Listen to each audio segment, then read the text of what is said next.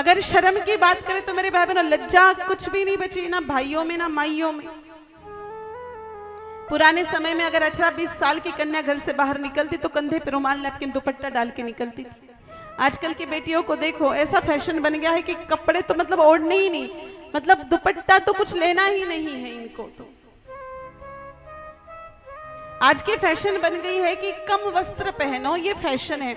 मेरे भाई बहन अगर कपड़े नहीं पहनना ही फैशन है तो हाथी घोड़े कुत्ते भैंसे ये तो बिल्कुल भी कपड़े नहीं पहनते, वो तो आपसे भी ज्यादा फैशनेबल है। स्त्री का सबसे बड़ा अलंकार है उसकी शर्म होता है बहनों। अगर किसी स्त्री ने 5 जगह फटी हुई साड़ी पहनी है, उसके पास गहने के नाम पर 1 रुपए का भी गहना नहीं है, लेकिन उसकी आंखों में शर्म है, तो वो सीता माता जगदम्बा भवानी जैसे दिखती है, उसको बार बार प्रणाम करने का मन होता है। और किसी स्त्री ने 50 लाख के गहने पहन लिए, 50,000 का बेस पहन लिया और उसकी आंखों में शर्म है, तो उस भूतना पूतना शूर्पणखा की तरह दिखती है, उसको तो देखने का भी मन नहीं होता है। तो माताओं ने भी शर्म छोड़ दी और भाइयों ने शर्म छोड़ने में कोई कसर नहीं छोड़ी। पुराने समय में 18-20 साल का नौजवान पिता से बात करता गर्दन झुका के, आंख झुका करके केवल जी हुक्म ही बोलता था।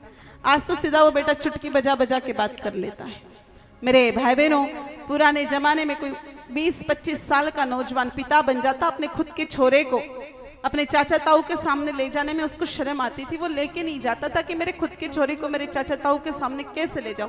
आज तो वो बच्चा ढंग से सूखता भी नहीं, उसका नावन भी नहीं होता, तब तक हाथ में लेकर के बाइक पे बिठा करके एक बार पूरे मतलब गांव का राउंड लगा करके आ जाते कि देखो मूवी पापो बन गयो।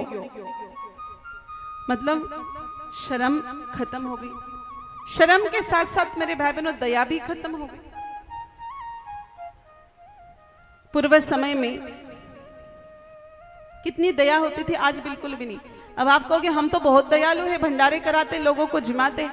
हमने देखा है मेरे भाई बहनों, जो सेठ जी भंडारा करते हैं, लोगों को जिमाते हैं, वही सेठ जी 4 दिन बाद उनके आंगन में सुबह सुबह कोई भिखारी आ जाए जिसने 4 दिनों से खाना नहीं खाया, उसको तो चुटकियां बजा बजा के भगा देते, चल चल चल चल निकल यहाँ से, सुबह सुबह दिमाग मत खराब कर मेरा।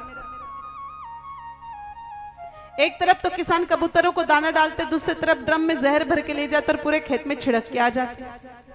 एक तरफ तो मेरी माताएं चींटियों को आटा डालती, कीड़ी नंगला सींचती, और दूसरी तरफ कॉकरोच हिट से पूरे घर के कॉकरोच मारती फिरती है। ये कौन सी कंपनी की दया है मेरे भाई बहनों? जो कीड़ी में बैठा है वही तो कबूतर में है ना। कीड़ी में कीड़ी बन बैठो, हाथी में भी तू को तू, चढ़ महावत हाकण लागो, हाकण वारो तू ही तू। वो परम पिता परमात्मा सभी जीवों में समान रूप से व्याप्त है। और बात करें मुस्कुराहट की, तो मुस्कुराहट तो बिल्कुल बची ही नहीं।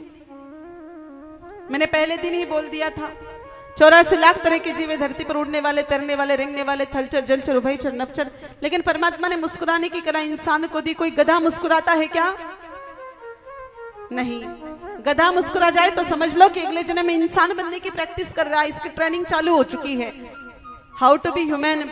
और कोई इंसान बिना किसी काम के, बिना किसी वजह के, बिना किसी रीजन के या तो 24 घंटे मुंह लटका करके बैठे या तो मुंडो चढ़ाने बैठ जावे, तो यूं समझना चाहे कि ट्रेनिंग तो इकी भी चाल रही है। क्या बनने की?